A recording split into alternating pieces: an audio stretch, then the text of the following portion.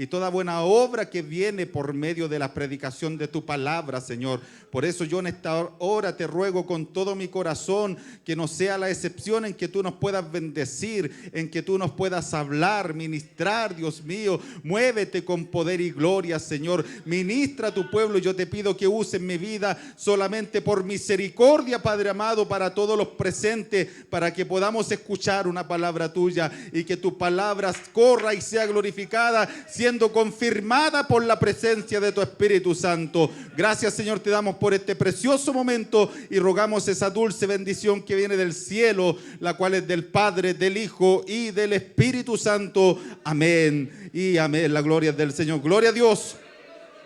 Gloria a Dios, gloria a Dios. Bendito Dios.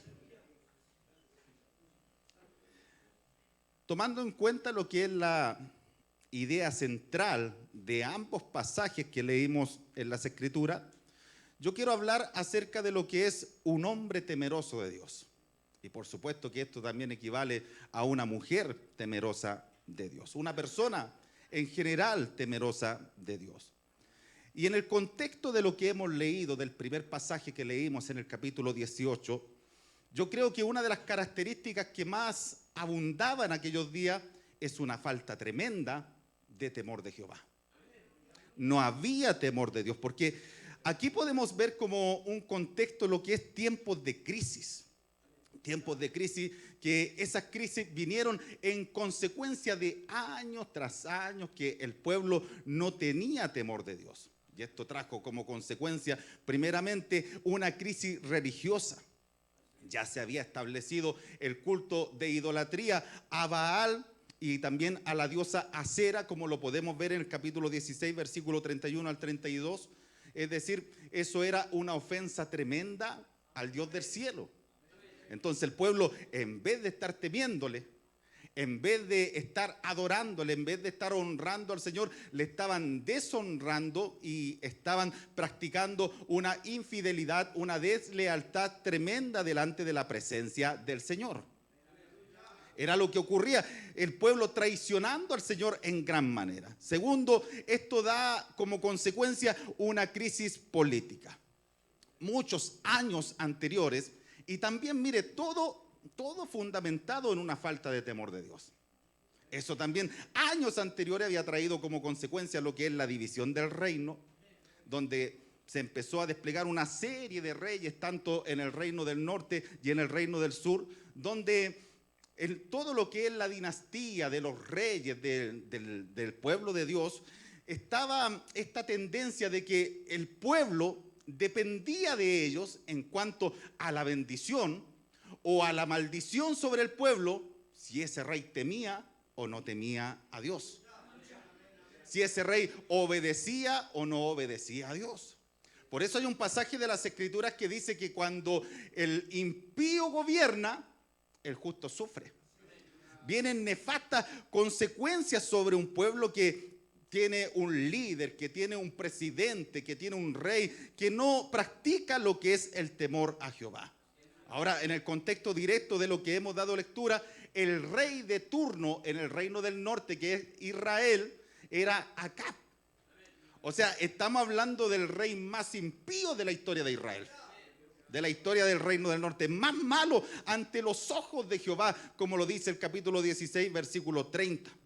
De manera que esto provocó que la ira, el juicio de Jehová descendiera sobre todos los reyes que también vendrían a posterior de él, porque ninguno hizo lo bueno. En el reino del norte ningún rey tuvo temor de Jehová.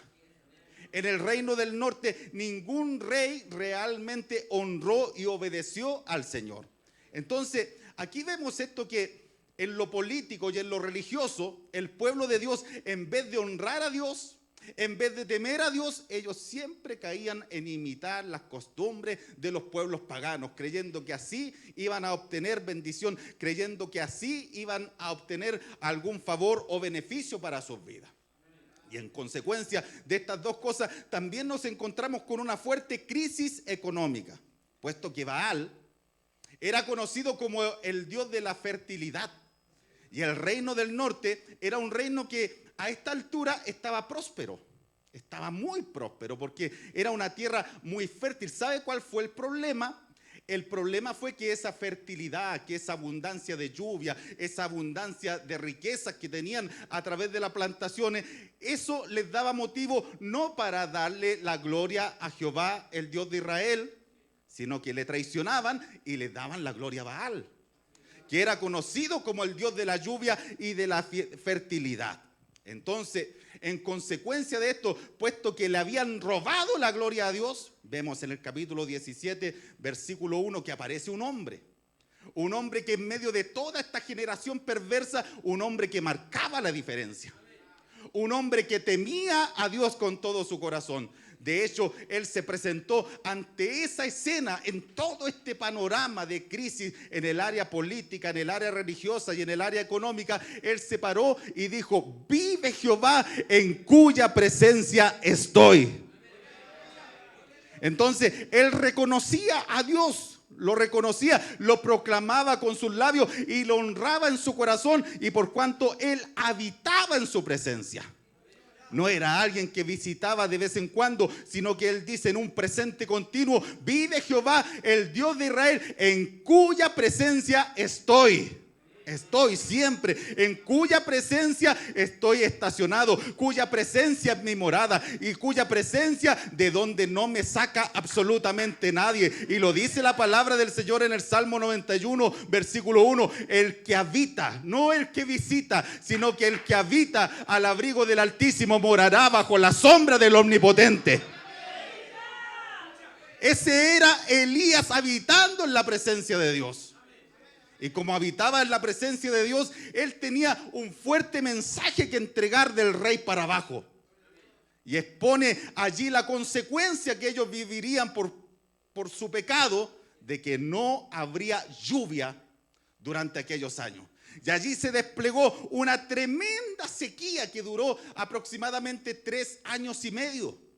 Donde ya en las instancias del capítulo 18 podemos ver en el versículo 1 que ya las consecuencias era que el hambre era grave sobre aquella tierra. Grave. La crisis era absolutamente grave. Y dentro de todo lo que es esta historia, dentro de todo este contexto que nosotros estamos diciendo de manera bien resumida, y que por supuesto podemos ver como personaje principal en todo esto a Elías. ¿Y quién no ha escuchado o quién no ha leído acerca de Elías? Un tremendo hombre de Dios. Un tremendo hombre que se puso en las manos de Dios. Y a pesar de que Santiago capítulo 5 versículo 17 nos indica que era un hombre con pasiones semejantes a las nuestras, con debilidades semejantes a las nuestras. Y en eso nosotros nos podemos comparar con Elías. Ahora la consecuencia era que esas debilidades a Elías lo llevaban a buscar a Dios y a orar a Dios. Esa era la diferencia. Si algunos nosotros lo único que nos parecemos con Elías es las puras pasiones, ¿no? Pero la diferencia está que Elías oraba, Elías se consagraba, Elías estaba en la presencia de Dios. Y eso hacía la absoluta diferencia para que él fuera un hombre de Dios que marcó la historia como la marcó. Y es el personaje principal de todo este relato que estamos aquí analizando a través de la palabra del Señor. Pero dentro de esta historia de pronto nos encontramos con un personaje que para muchos ha pasado desapercibido. Un personaje que según las técnicas de la literatura se pudiera considerar como un personaje secundario. Un personaje que quizás a muchos cuando se meten allí con Elías, y bueno, allá en UNED estamos estudiando la vida del profeta Elías, y estamos allí extrayendo prácticamente verso a verso principios de la palabra del Señor acerca del profeta Elías, y nos encontramos dentro de ese estudio, nos encontramos con este personaje que está nombrado aquí. Que poco y casi nada se predica acerca de este personaje que es Abdías. Abdías, que se le da una descripción tremenda en este versículo. El nombre Abdías significa literalmente siervo de Jehová. Pero vamos a ver que este era un verdadero siervo. Porque entre paréntesis, hoy en día podemos ver que a cualquiera se le dice siervo. Hoy en día está la costumbre de que en vez de llamarnos hermanos, como debiéramos llamarnos, todos andan diciendo que el siervo, que la siervita, que el siervito, que el siervazo. Ya a veces algunos no son capaces de servir ni un desayuno, pero le dicen el siervito. Algunos nunca han tomado una escoba en la obra del Señor y le dicen el siervazo. Bendito sea el nombre del Señor. Entonces mejor dígale hermanito, ¿no? Hermano, hermana. Pero este hombre tenía esa carga del significado de su nombre, que era siervo de Jehová. Y de este hombre hablaremos ahora. Mire, dentro de lo que dimos lectura nos encontramos con una característica del oficio que tenía este hombre, porque este hombre no vivía en una burbuja. Este hombre tenía un oficio, este hombre tenía un cargo público. Él era mayordomo del rey Acab. O sea, tenía un cargo bastante importante. La palabra mayordomo en el hebreo es al-Jabayit, que significa literalmente sobre la casa. Entonces, la labor que tenía este hombre era estar sobre la casa del palacio del rey Acab. Y eso era considerado como un funcionario del más alto rango después del rey. Era el segundo a bordo. Era uno de los que la llevaba. Entonces, un funcionario de estas características era encargado de la organización, el protocolo, los sirvientes y todos los recursos de la casa real. Entonces, imagínense, en el momento de que un rey pusiera sus ojos sobre una persona para poder tener ese nivel de cargo, ¿qué cree usted? ¿Que iba a ser cualquier ladronzuelo? ¿Que iba a ser alguien que fuera pillo, que fuera tal vez una persona hedonista, que solamente quisiera andar para sus placeres y en consecuencia de eso muchas veces hacer cosas malas para satisfacer sus placeres? ¿Usted cree que iba a ser como de esos administradores o como esos contadores que andan haciendo malversación de fondos? ¿Usted cree que iba a ser como aquellos que andan falsificando las licencias de conducir o las licencias médicas? Por supuesto que el rey, por muy impío que fuera, no iba a querer tener otro impío más ahí en su casa. Porque todo ladrón es desconfiado, se dice. Entonces, por supuesto que se iba a tratar de un hombre con cualidades. Un mayordomo tenía cualidades de ser confiable, ser una persona honrada, ser una persona valiente, ser una persona responsable y ser una persona eficiente en su trabajo. Eso era un mayordomo en aquellos días. Y ellos corrían con un riesgo, porque culturalmente hablando, si un mayordomo se atrevía a hacer cualquier cosa que desagradara al rey, podría pagar con muerte. Entonces, la honra era grande, el cargo era grande, pero la responsabilidad también era muy alta, los riesgos también eran muy altos. Ahora, la cualidad sobresaliente de Abdías no es que era meramente un mayordomo del rey. La cualidad sobresaliente, lo que realmente destaca la palabra del Señor en este pasaje, aún más glorioso, aún más importante del hecho de tener un cargo público, es que este hombre era temeroso de Jehová. Temeroso de Jehová. Y la palabra del Señor lo enfatiza así, en gran manera. Así lo dice el texto. En gran manera. Es decir, no era que un día sí y otro día no. No era de una forma mediocre, no era de una forma conformista, sino que en gran manera temeroso de Jehová. Esa expresión en gran manera en el hebreo es una sola palabra, que es meot, que significa literalmente con toda su fuerza.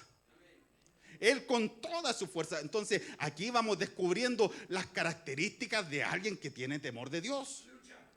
Alguien que tiene temor de Dios siempre tiene que tener características de servicio. Siempre tiene que tener características de responsabilidad. Es decir, con esto vamos viendo que ser una persona temerosa de Dios no es ser una persona pasiva. No es una cualidad que nos lleve a un estado pasivo. No es una cualidad que nos lleve a un estado monótono. Sino que todo lo contrario, involucra lo que es servicio. Y aquí también en estas definiciones vamos viendo que involucra lo que es fuerza. involucra lo que es energía, involucra lo que es ánimo. Porque en gran manera, en otras versiones lo dice, con toda su fuerza era temeroso de Jehová. Es decir, este hombre tenía un ánimo extraordinario para poder servir a Dios. Ahora, por supuesto que cabe también señalar que cuando hablamos de temor, quizás para los más nuevos, la palabra hebrea es yaré, y no habla de un temor de miedo, sino que habla de un temor reverencial. Era un hombre con toda su fuerza reverente delante de Dios. Cuando el rey era irreverente, cuando la reina Jezabel era tremendamente irreverente, cuando casi todos los súbditos del reino eran personas irreverentes, infieles al Señor, él con toda su fuerza se mantenía reverente. Él con toda su fuerza se mantenía temiendo al nombre de Jehová, practicando lo que dice Proverbios capítulo 1 versículo 7, que es el principio de la sabiduría. Porque el principio de la sabiduría es el temor de Jehová, y el apartarse del mal es la inteligencia. Por eso Salomón también lo llegó a decir en los últimos versículos, en las últimas palabras de su escrito en Eclesiastés capítulo 12, versículo 14. El fin de todo discurso es este. O sea, de todo lo que se pudiera enseñar en un púlpito cristiano, de todo lo que nosotros pudiéramos leer en las Escrituras. ¿Cuál es el fin de todo ese discurso? Temer a Dios. Tener esa reverencia de Dios. Apartarse del mal, apartarse de lo malo, apartarse del pecado.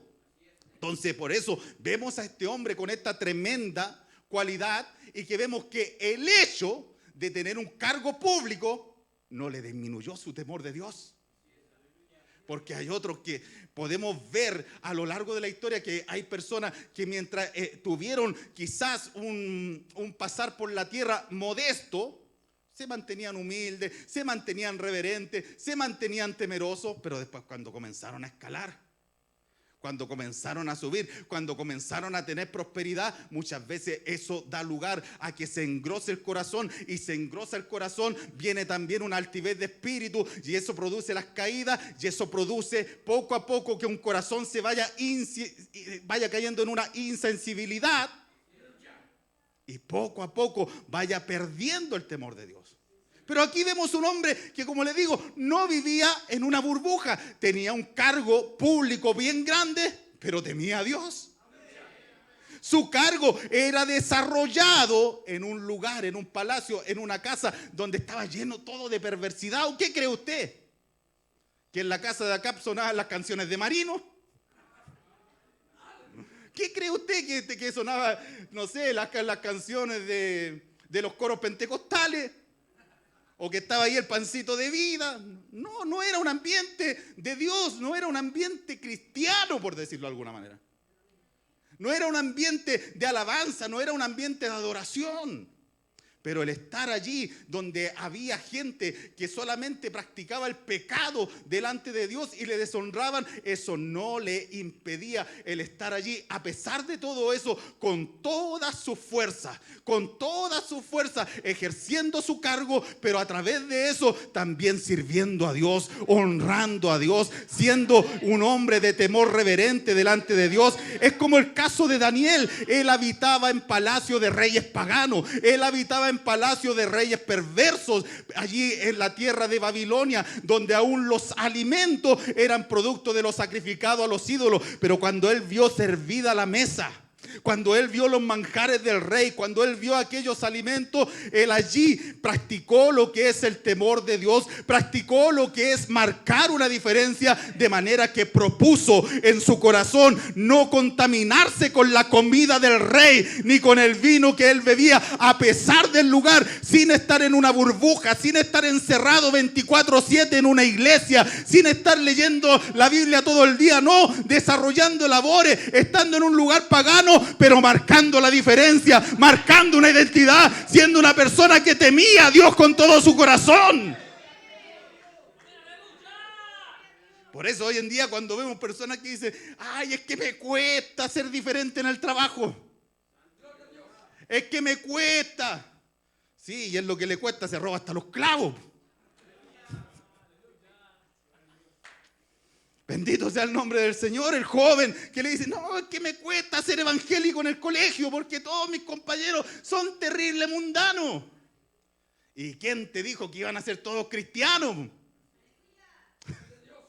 Abundan las personas que no temen a Dios, sobreabundan las personas que no practican lo que es una reverencia a Dios. Ahora la pregunta es, ¿se puede ser una persona temerosa de Dios en un lugar hostil? ¿Pudo Abdías ser una persona temerosa de Dios en ese lugar? Pudo. Y no de una manera mediocre, en gran manera, con toda su fuerza.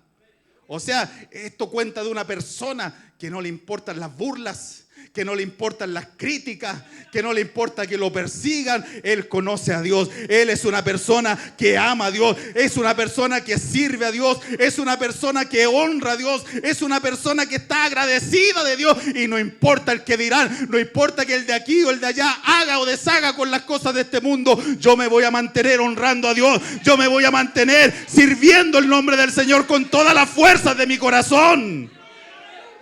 Bendito sea el nombre del Señor. Entonces no le impidió el ambiente ser una persona temerosa de Dios. Ahora cuando vamos al versículo 4, nos encontramos con el porqué, porque todo tiene un porqué. Porque la palabra del Señor siempre cuando da una declaración acerca de una persona que ama a Dios o tiene temor de Dios, da las razones, las evidencias. Entonces, cuando leemos en el versículo 4 que él practicó una acción de tomar. Ahora, ¿qué cree usted que tomó? ¿Algo que desagradara a Dios? ¿O algo que algunos van a andar tomando al 18 de septiembre?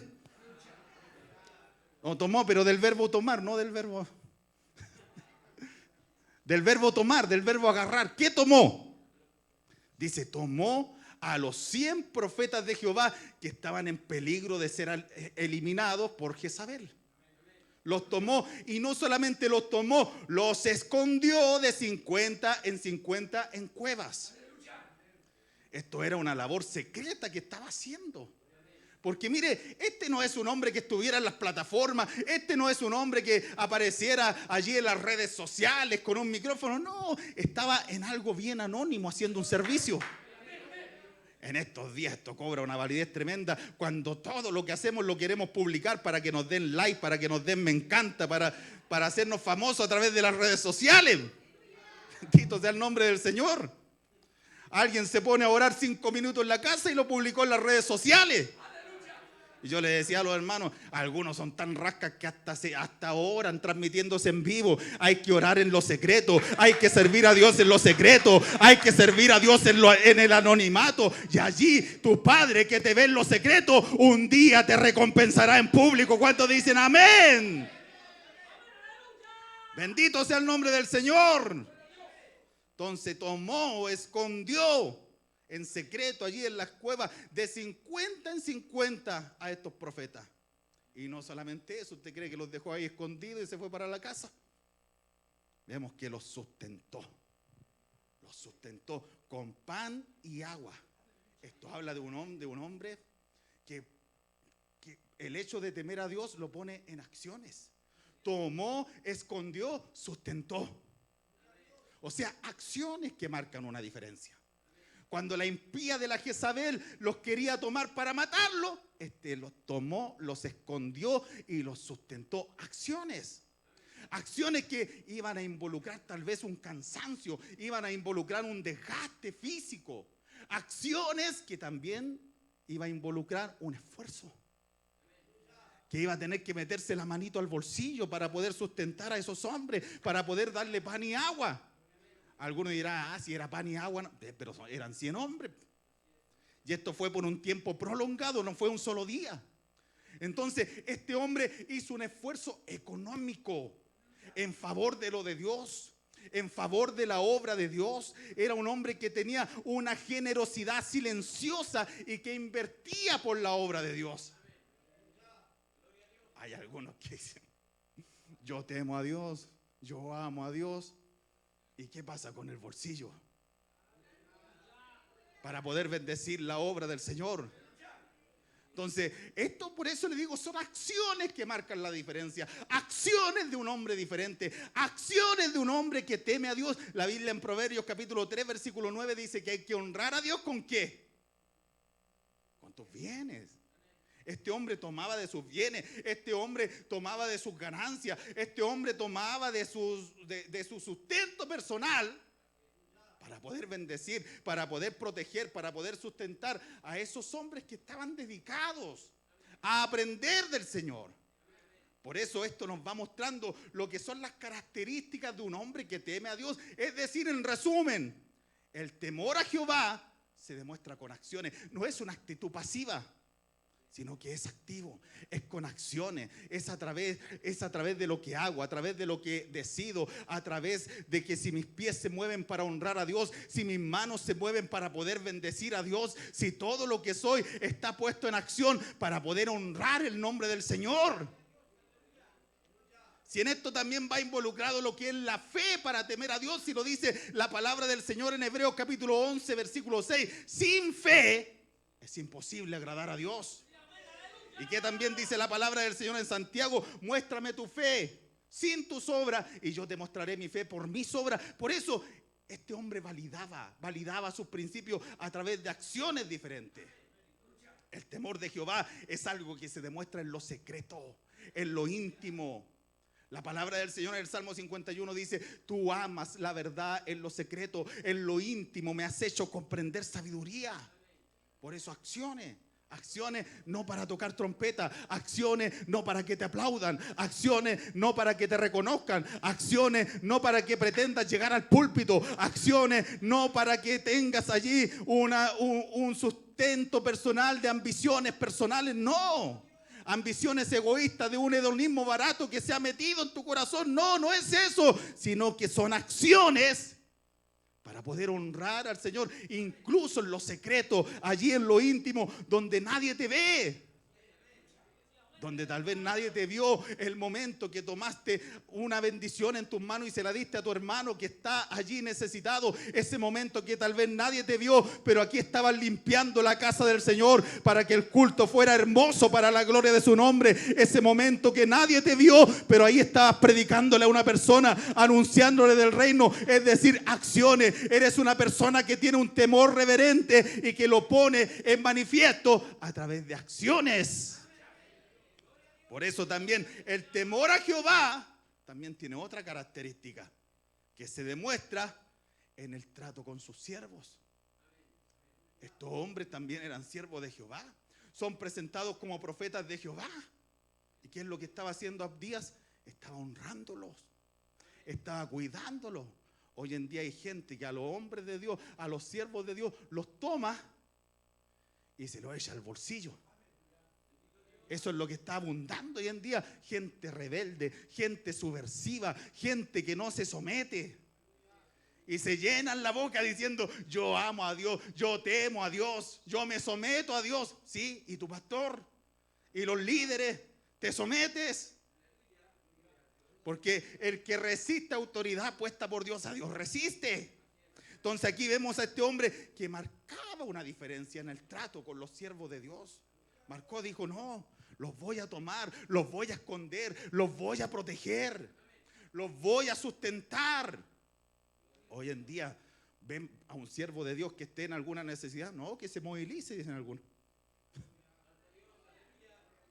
Ya no está esa actitud de bendecir, ya no está esa actitud de honrar, y después dicen, no, yo temo a Dios. No, acciones.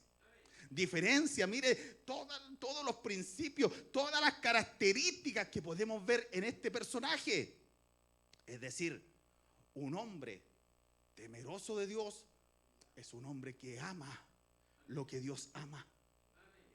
Un hombre temeroso de Dios es un hombre que guarda lo que Dios guarda.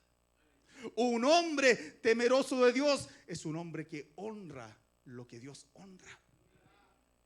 Por eso todas esas acciones, todas esas características van dando cuenta de personas que realmente son temerosas en medio de la casa de Dios. Por eso la pregunta ¿es usted una persona temerosa de Dios? es realmente una persona que tenga esa reverencia delante de Dios. Si honrar a Dios, tener esa reverencia, no es tan solamente cantar, no es tan solamente abrir la boca para cantar o para tocar un instrumento, no es tan solamente predicar. Honrar a Dios, temer a Dios, adorar a Dios, se ve también a través de estas acciones prácticas. Se ve también en cómo tratas a los demás. Aunque otros estén practicando injusticia, porque lamentablemente hoy en día, ¿sabe lo que abunda dentro de la casa del Señor? Personas con el espíritu de Jezabel. Y que también podemos ver un paralelo de aquello en Apocalipsis capítulo 2, donde se habla de la iglesia de Tiatira, donde toleraban que una mujer llamada Jezabel anduviera provocando puros males dentro de la casa del Señor, llevando a muchos de los siervos del Señor incluso a pecar en ese lugar. Aquí vemos también a una mujer Jezabel que andaba matando, que quería matar, que quería perseguir, que quería acabar con cualquier persona que tuviera adoración a Dios. Y las Jezabeles dentro de la iglesia, espiritualmente hablando, existen, hermanos. Existen Jezabeles, existen hombres y mujeres que andan con ese espíritu, que tienen una marca de muerte, una marca de maldición en vez de bendición, una marca de amargura en vez de dulzura. Ahora la pregunta es, ¿con quién nos identificamos más?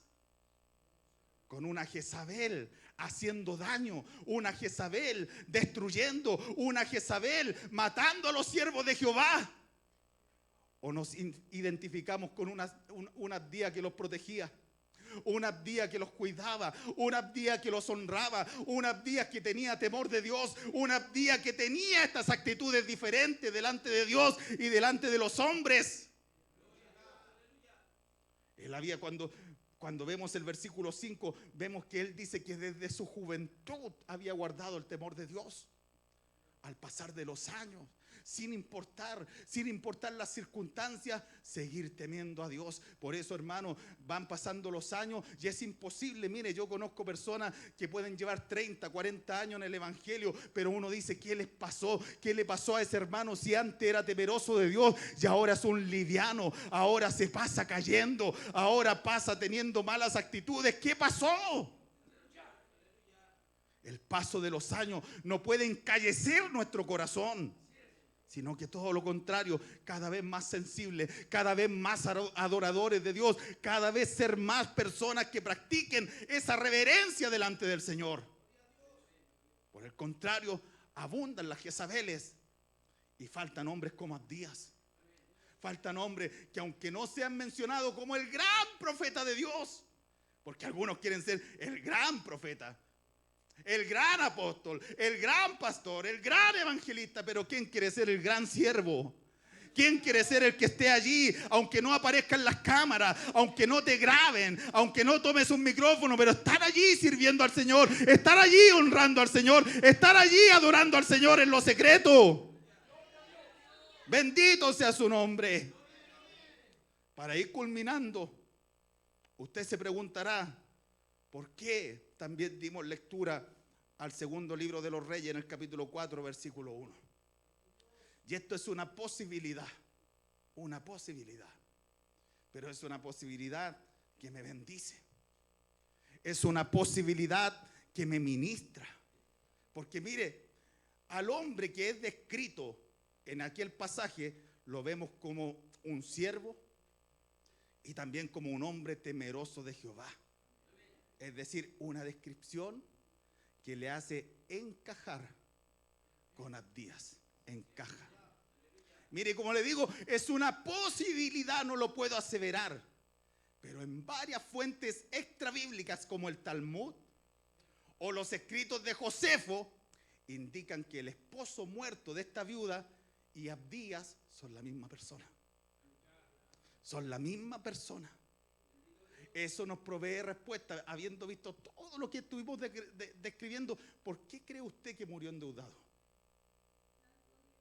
¿Por qué murió endeudado? Si realmente es él, ¿por qué murió endeudado? Porque había invertido todos sus bienes en sustentar a esos profetas. porque había invertido todos sus bienes en poder bendecir la casa del Señor, los había mantenido, y en una época en que había sequía, en una época en que las cosas no estaban siendo fáciles. Pero ahí, en medio de su muerte, y esa mujer que había quedado afligida ahí cargando con aquella deuda, y que si no pagaba esa deuda, iban a tomar a sus hijos y lo iban a poner de esclavos en cualquier lugar para poder pagar esa deuda. Era lo lamentable que estaba pasando en este momento, y los acreedores allí estaban sentenciando sin misericordia. ¿Cuántos están escuchando? Sin misericordia. Los acreedores estaban allí condenando sin misericordia. Pero cuando vemos el milagro de que esa mujer acudió a Eliseo, y Eliseo le dio una solución para que ocurriera un milagro extraordinario, y a través de ese milagro ella pudiera pagar la deuda, esto muestra a un Dios que no se olvida. A un Dios que al paso de los años no se está olvidando de un hombre que le temió. No se olvida de un hombre que lo dio todo por él. No se olvida de un hombre que metió sus manos al bolsillo y se murió endeudado por bendecir la obra del Señor. No se olvida de un hombre que le honró. No se olvida de un hombre que le adoró, sino que todo lo contrario. Tenemos un Dios que está considerando cuando muchas veces los hombres no consideran. Porque a veces los hombres son desconsiderados, no toman en cuenta, a veces no notan lo que Dios nota, no toman en cuenta lo que Dios toma en cuenta. No consideran lo que Dios considera. Por eso habían acreedores sentenciando en ese lugar. Pero yo me imagino mirando Dios esa situación y dijo: no, eso no puede seguir así, porque ese hombre me honró, porque ese hombre cuidó mis intereses, porque ese hombre veló por mi obra, porque ese hombre cuidó y sustentó a aquellos profetas cuyas rodillas no se habían doblado delante de Baal. Un Dios que considera, hermano. Por eso, mire, cuando hay una persona, cuando hay personas dentro de las iglesias que realmente temen a Dios, que realmente honran a Dios, que realmente han dejado su vida, han dejado su fuerza, han dejado sus recursos por honrar a Dios, por servir a Dios, eso no queda indiferente ante la mirada divina. El Señor ha mirado cada uno de tus servicios, el Señor ha mirado cada uno de tus esfuerzos, el Señor incluso ese vaso de agua que diste a uno de sus pequeñitos, el Señor lo tiene en cuenta. El Señor te recompensará. Y aunque otros no consideren, aunque otros te quieran condenar, aunque otros te quieran aplastar, tú tienes un Dios que sí considera, un Dios que sí bendice, un Dios que sí honra a los que le honran, un Dios que sí levanta, un Dios que no desampara a los suyos. Porque Dios no es injusto. ¿Cuántos dicen amén? Los hombres muchas veces son injustos, pero Dios no es injusto para olvidar vuestra obra y el trabajo de amor que habéis mostrado hacia su nombre, habiendo servido a los santos y sirviéndoles aún. Por eso el Señor te dice que cuando tú has dejado tu vida en trabajar para Dios, Dios también trabajará para ti. Si tú has llevado tu vida comprometiéndote con Dios, Dios también se compromete hasta el cuello contigo para bendecirte, para honrarte, para poder hacer ese milagro, para poder sustentarte en los momentos difíciles, para poder defenderte cuando quieran pelear en contra de ti, para poder cerrar la boca de los leones, para poder hacer cosas grandes y cosas maravillosas con tu vida. Por eso, ¿cuál es la consigna? Temer a Dios. Temer a Dios. Aunque otros se vayan, yo temo a Dios. Aunque otros pequen, yo temo a Dios. Aunque otros apostaten, yo temo a Dios. Aunque otros se descarreen, yo temo a Dios. Yo temo a Dios. Yo quiero vivir un evangelio de temer a Dios. Temerle con toda mi fuerza. Temerle no en una mera conformidad. Temerle con energía. Temerle con ánimo. Temerle siendo una persona que habite en la presencia del Dios del cielo.